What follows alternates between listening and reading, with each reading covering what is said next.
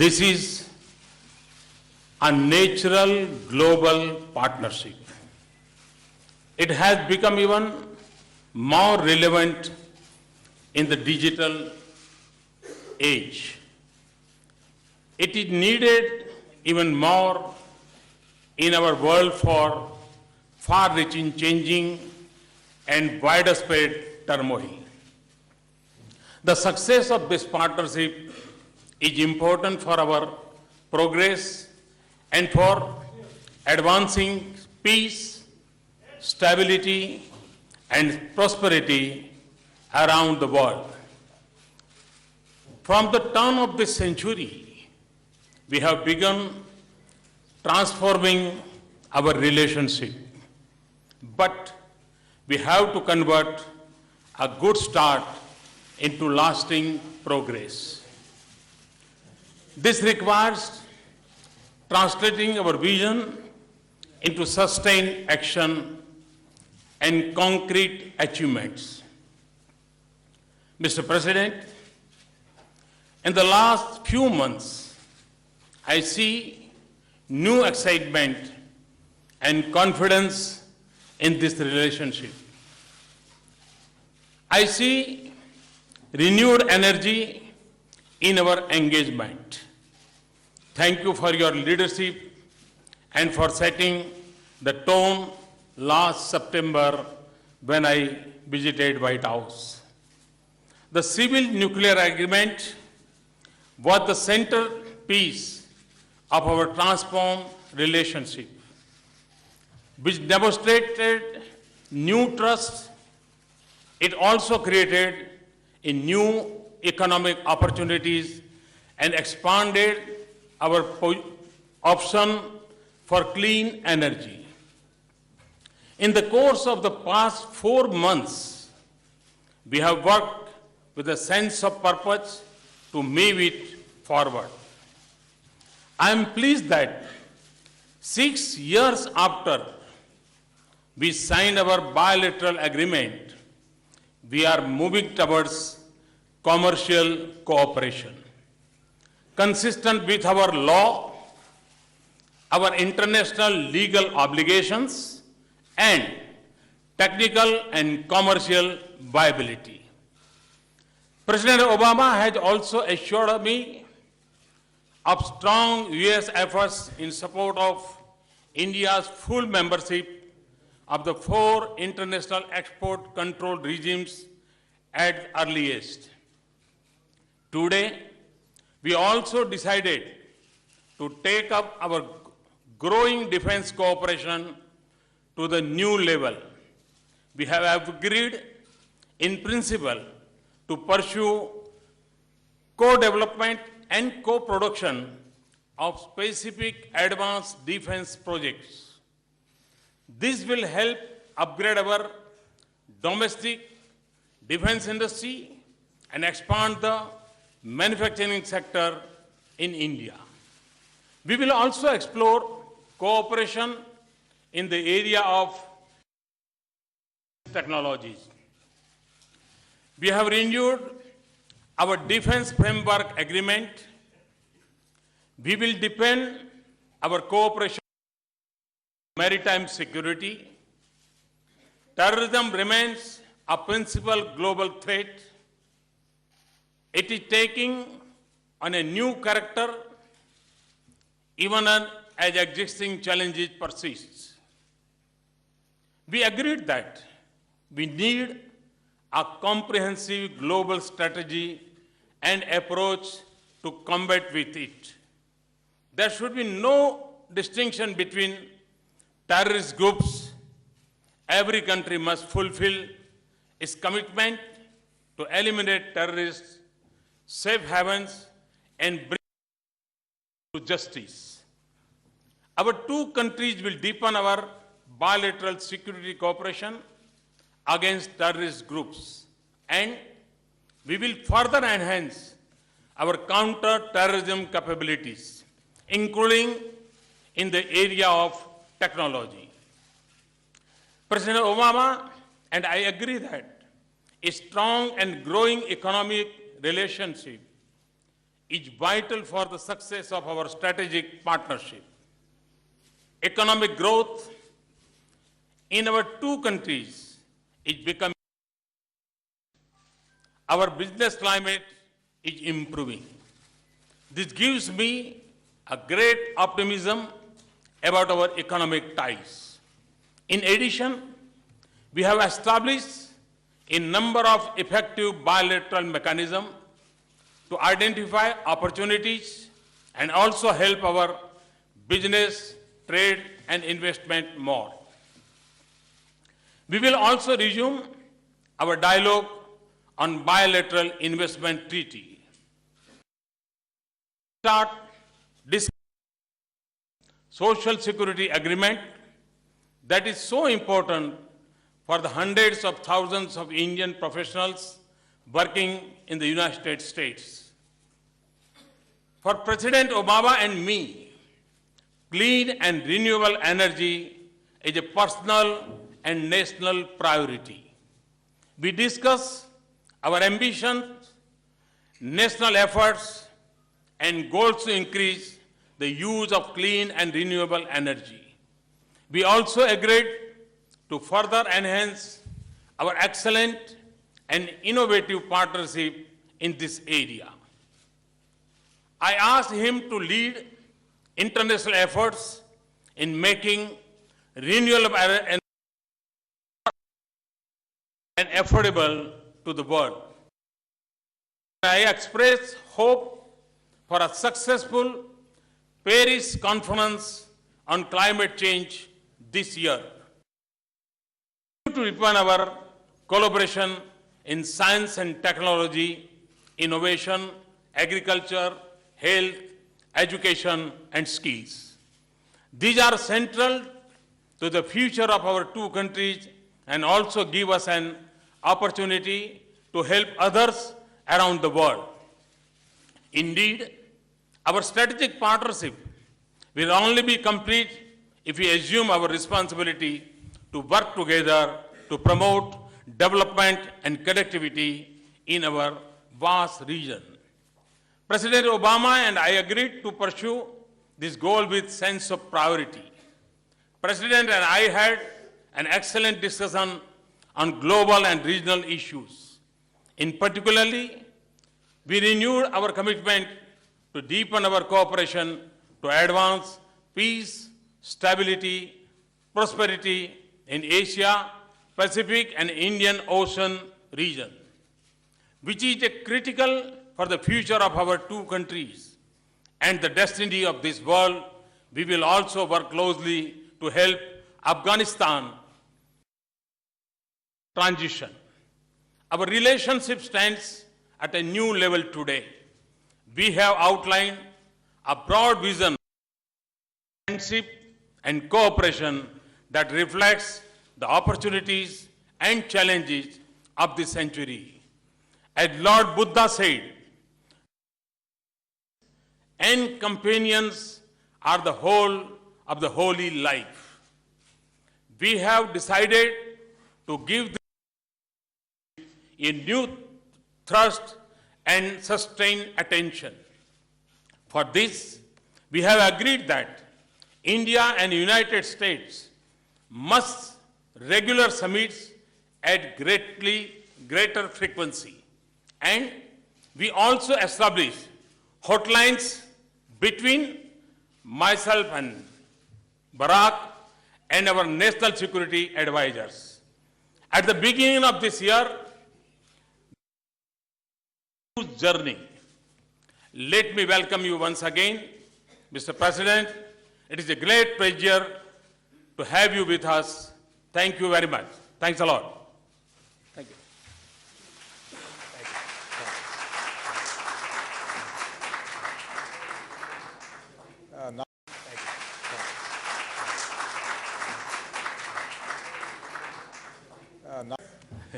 Thank you, Prime Minister Modi, for those very generous words.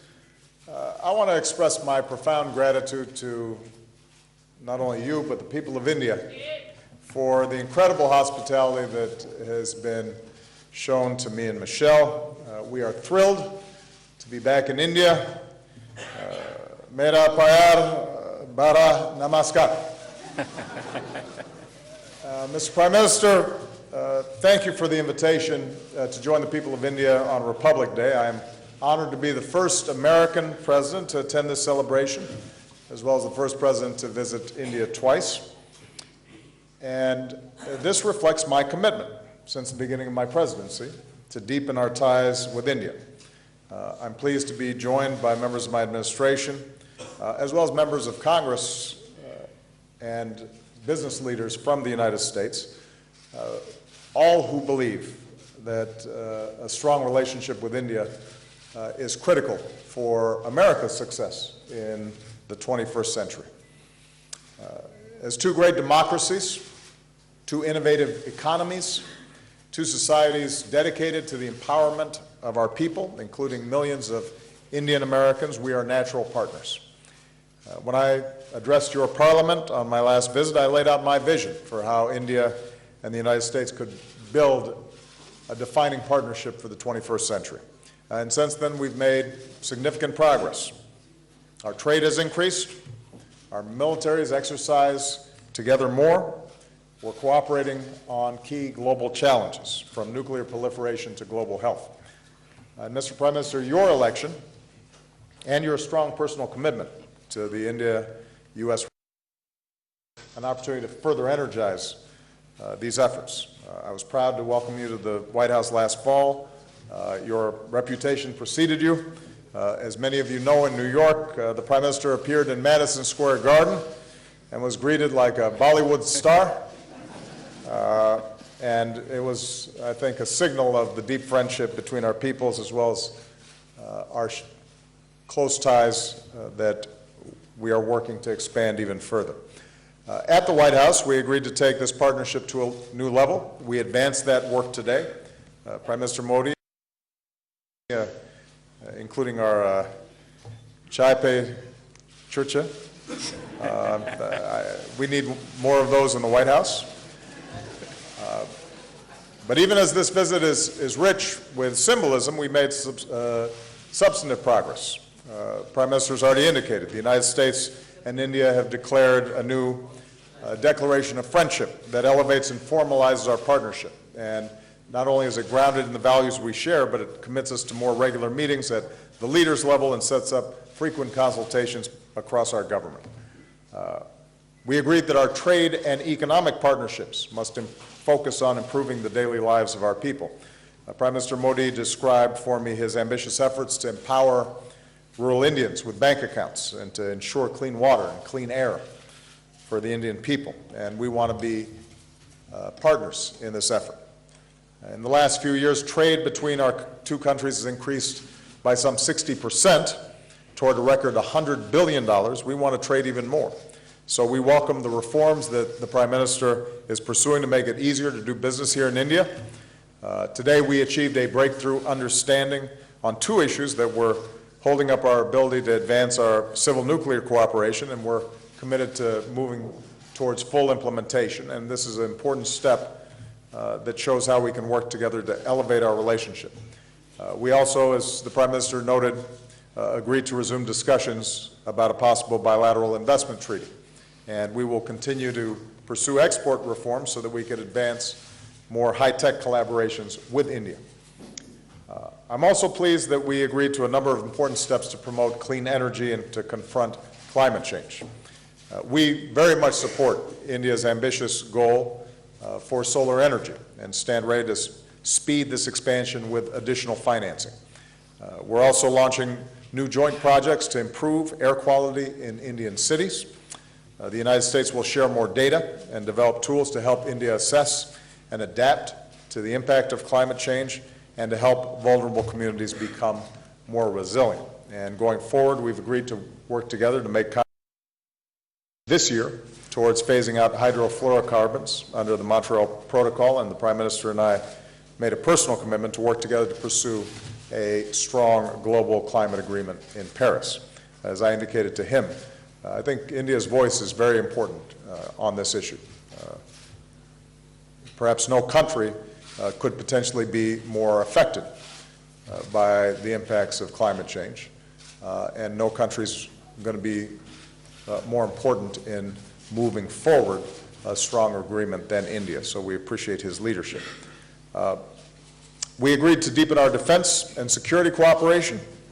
We've renewed the framework that guides our defense cooperation for another 10 years, and in a major step forward for our relationship, our Defense Technology and Trade Initiative will allow us to jointly develop and produce new defense technologies. We've also agreed to a new vision for the Asia-Pacific so that we're doing more together to advance our shared security and prosperity in this critical region. I thanked the Prime Minister for India's strong counterterrorism cooperation and reiterated, even as America's combat mission is over in Afghanistan, we're going to continue to be strong and reliable people who have benefited from India's generous assistance over many years.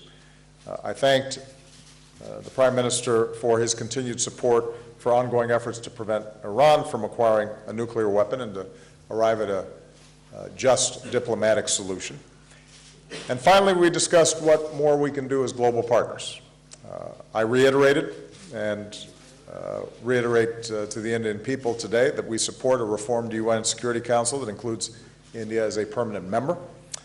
At the same time, we see India playing a greater role in ensuring international security and peace and meeting shared challenges. As a leading contributor to UN peacekeeping missions for many years, India can help the world do even more to protect citizens in conflict zones. We welcome India's leadership in combating diseases and promoting global health that advances the rights and dignity of citizens around the world. So, Mr. Prime Minister, thank you for welcoming me. I very much look forward to tomorrow's ceremonies, which I'm told are truly spectacular. I'm looking forward to a chance to speak directly to the Indian people on the radio and in my speech on Tuesday about what I believe we can achieve together.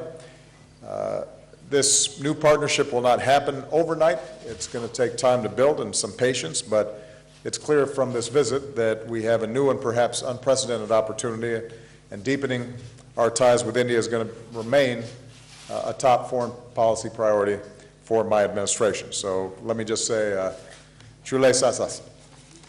Thank you very much. Thank you, President.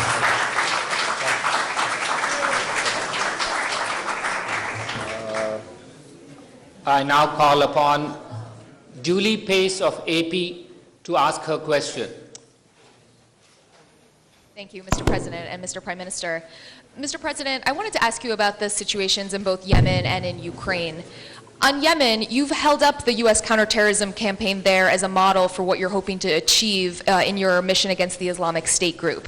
How does the political upheaval in Yemen affect U.S. efforts there? And will it cause you in any way to retool aspects of your broader counterterrorism strategy? And on Ukraine, pro-Russian rebels are again launching new offenses. How at this point can you justify not taking a different approach, given that the Minsk agreement has all but failed and sanctions may have had an impact on the Russian economy, but they don't appear to be changing Russia's calculus when it comes to Ukraine? And Mr. Prime Minister, I wanted to go back to climate change. White House officials have said that they hope that the recent U.S.-China agreement can spur countries like India to make similar commitments to cut emissions. I'm wondering if you feel any pressure to take that kind of action because of the China agreement, and can a Paris climate summit produce a substantial result without that type of commitment from India? Thank you. Good. Well, first of all, with respect to Ukraine,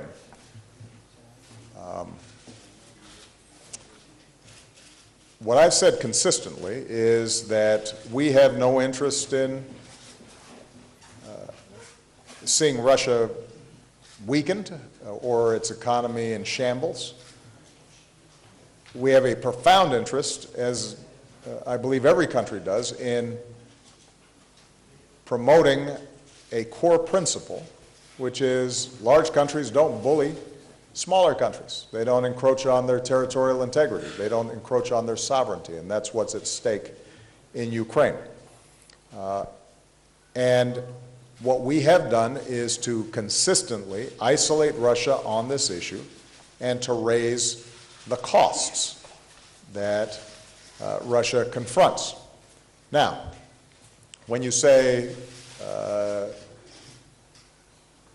that we should take a different approach, Julie. I don't know exactly what you're referring to. I've been very clear that it would not be effective for us to engage in a military conflict with Russia on this issue. But what we can do is to continue to support Ukraine's ability to control its own territory. And that involves a combination of the economic pressure that's been brought to bear in sanctions, the diplomatic isolation that has been brought to bear against Russia, and as important as anything, making sure that we're continuing to provide the support that Ukraine needs to sustain its economy during this transition period, and to help its military with basic as well as the continuing training and exercises that have been taking place between NATO and Ukraine for quite some time. We are deeply concerned about the latest break in the ceasefire and the aggression that these separatists, with Russian backing, Russian equipment, Russian financing, Russian training, and Russian troops are conducting. And we will continue to take the approach that we've taken in the past, which is to ratchet up the pressure on Russia. And I will look at all additional options that are available to us short of military confrontation in trying to address this issue. And we'll be in close consultation with our international partners, and particularly European partners, to assure that they stay in lockstep with us on this issue. What we've been very successful at is maintaining unity across the Atlantic on this issue. And that's going to be a continuing priority of mine. But ultimately, what I've said before remains true. If Mr. Putin and if Russia are hell-bent on engaging in military conflicts, their military is more powerful than Ukraine's. And the question is going to be whether they continue to pursue a path that not only is bad for the people of Ukraine, but is bad for the people of Russia. And are we able to continue to raise the costs even as we're creating an off-ramp diplomatically that eventually the Kremlin starts pursuing a more sensible policy. And with regard to Yemen, my top priority has and always will be to make sure that our people on the ground in Yemen are safe. That's something that we have been emphasizing for several months and builds on the work that we've been done for years. It is a dangerous country in a dangerous part of the world.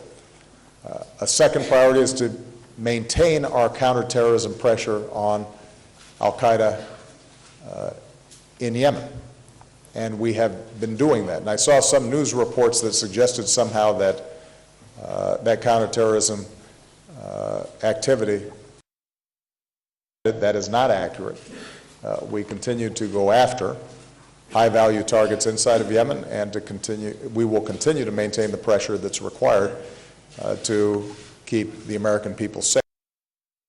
We are concerned about what has always been a fragile central government and the forces inside of Yemen that are constantly threatening to break apart between north-south, between Houthi and Sunni inside of Yemen, and this is one more sequence in what has been an ongoing turbulent process inside of Yemen. And what we are advising, not just the various factions inside of Yemen, but also working with our partners like the Gulf countries who have impact and influence inside of Yemen, is that at this point what's needed is to respect a constitutional process that can resolve some of these differences peacefully and assure inside of Yemen are resorting to political rather than military means to resolve these differences. But I guess the point, Julie, is Yemen has never been a a perfect democracy or an island of stability. What I've said is that our efforts to go after terrorist networks inside of Yemen without an occupying U.S. Army, but rather by partnering and intelligence sharing with that to take, and that continues to be the case. The alternative would be for us to play whack-a-mole every time there is a terrorist actor inside of any given country to deploy U.S. troops. And that's not a sustainable strategy. So we'll continue to try to refine and fine-tune this model, but it is the model that we're going to have to work with because the alternative would be massive U.S. deployments in perpetuity, which would create its own blowback and cause probably more problems than it would potentially solve. And we're going to have to recognize that there are going to be a number of the countries where terrorists have located that are not strong countries.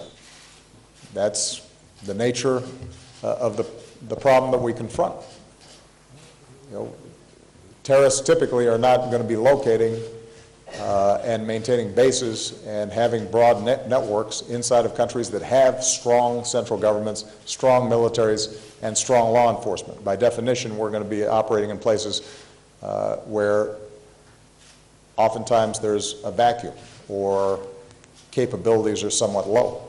And we've got to just continually apply patience, training, resources, and we then have to help, in some cases, broker political agreements as well.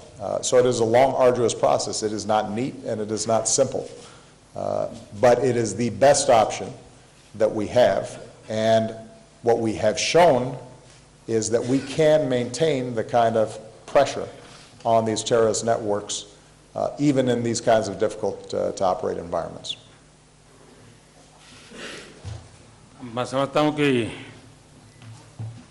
चीन और America का जो जलवायु परिवर्तन के संबंध में समझौता हुआ है उसका भारत पर कोई प्रेशर है क्या? भारत एक स्वतंत्र देश है, उस पर न किसी देश का न किसी व्यक्ति का प्रेशर काम आता है, लेकिन प्रेशर है। प्रेशर इस बात का है कि हम भावी पीढ़ी को कैसी पृथ्वी देना चाहते हैं। क्लाइमेट चेंज इटसेल्फ एक बहुत बड़ा प्रेशर है। ग्लोबल वार्मिंग इटसेल्फ एक बहुत बड़ा प्रेशर है और जिसके भी दिल में भावी पीढ़ी के लिए चिंता है, आने वाली पीढ़ियों के लिए चिंता है, उनका ये दायित्व बनता है कि वे आज इस क्लाइमेट के संबंध में कॉन्शियस बने, उन रीति नीतियों को अपनाएं ताकि हम भावी पीढ़ी को एक अच्छी जिंदगी दे सके, अच्छा एनवायरनमेंट दे सके। और मैं मानता हूं ये प्रेशर हर देश पे होना चाहिए, हर सरकार पर होना चाहिए, हर व्यक्ति पर होना चाहिए और उसी प्रेशर को हम समझ पाते हैं और उसी को हम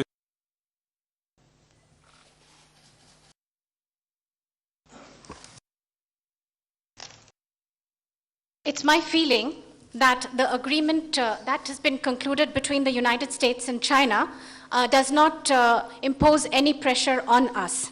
India is an independent country, and there is no pressure on us from any country or any person. But there is pressure. When we think about the future generations and what kind of a world we are going to give them, then there is pressure. Climate change itself is a huge pressure. Global warming is a huge pressure.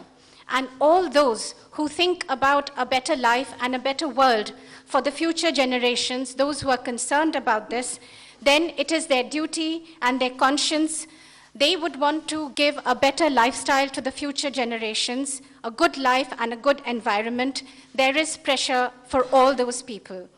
There is pressure on all countries, on all governments, and on all peoples. Thank you. Last question, Ashish Singh, ABP News. Thank you, Akbar sir. Good evening to both Honorable Prime Minister and President Barrack Obama. My question is for Prime Minister Narendra Modi, but let me first congratulate both of you for taking the relationship forward, more specifically on nuclear deal issue, जैसा प्रधानमंत्री जी आपने बताया.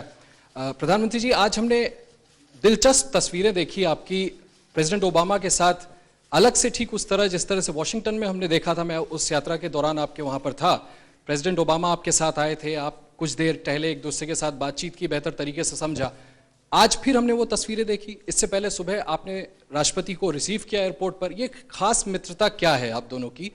और आज जब आप दोनों मिले प्रधानमंत्री जी, तो किन बिंदुओं पे बात हुई, कौन सी बातें आप हमारे साथ? जहां तक बातों का सवाल है, पर्दे में रहने दें. और हम बार बार इस प्रकार से क्यों मिलते हैं, ये सवाल बड़ा महत्वपूर्ण है. मैं इस क्षेत्र में नया हूं, लेकिन भी इस अल्प समय के अनुभव से मैं कह सकता हूं कि दो देशों के साथ रिश्ते कागज पर कहां फुल स्टॉप है, कहां कॉमा है, उसके आधार पर निर्धारित कम होते हैं. लीडरों के बीच खुलापन कितना है, एक दूसरे को जानने के अवसर कितने हैं, केमिस्ट्री कैसे मैच करती है, वो बहुत ज्यादा निर्भर करता है. और जब कैमरे से दूर अकेले में गप मारते हैं तो हम एक दूसरे को बड़ी निकटता से जान सकते हैं. मेरी और बराक के बीच में वो दोस्ती बन गई है उस खुलेपन के कारण. हम आराम से फोन पे बात कर लेते हैं, हम आराम से गप मार लेते हैं, हंसी मजाक कर लेते हैं.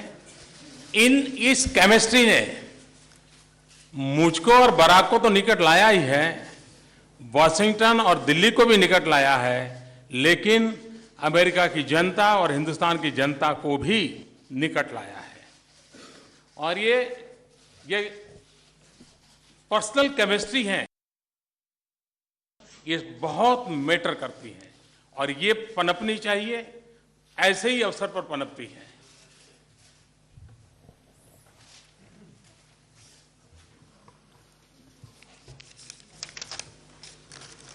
Yes, we had talks and Question.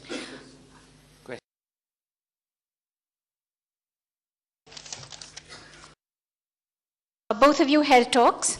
And my question is to Prime Minister Narendra Modi. You've held delegation level talks, but we the US, both you excellencies beyond the delegation level talks go into a huddle and hold talks tete-a-tete. And what exactly do you talk about, and what is this friendship, and discussed, and which are the issues that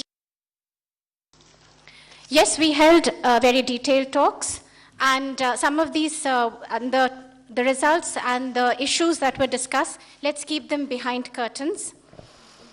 Why do we keep going into huddle and hold? Well, I'd just like to say that I'm fairly new in this area.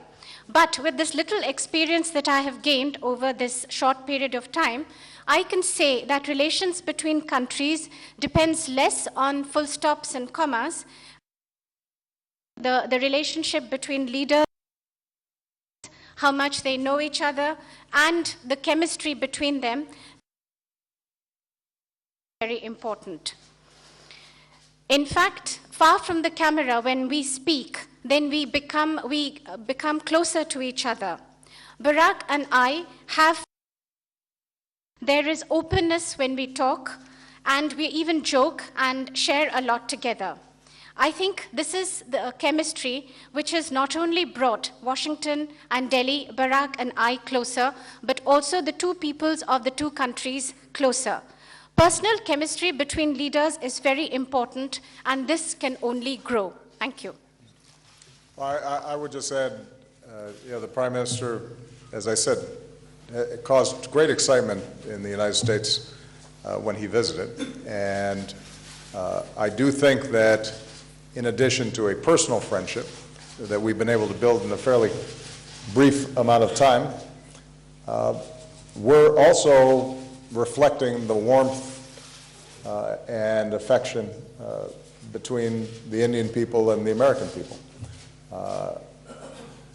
Part of the reason we're such natural partners is because we share values as former colonies, as the two largest democracies in the world, as entrepreneurial nations, as people who believe in the freedom and dignity and worth of all individuals. And so it's not surprising then that we have a friendship, because hopefully we're reflecting the values of our peoples. And what I'm very excited about is given the Prime Minister's energy and ambition for his country and lifting people out of poverty and moving forward, and he's put forward, that affection can then be translated into very specific actions, and we're seeing that reflected here today.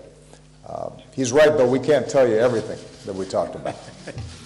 Although I will share one thing, and that is we compared how much sleep each of us is getting.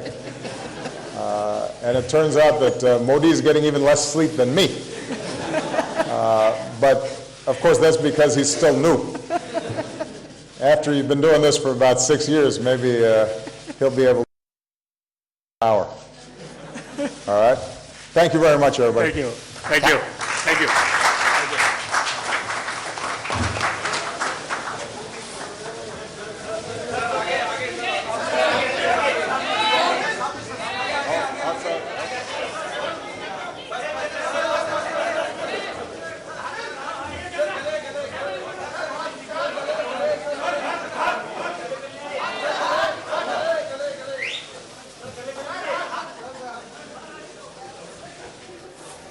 Thank you very much, ladies and gentlemen. We come to the end of this event.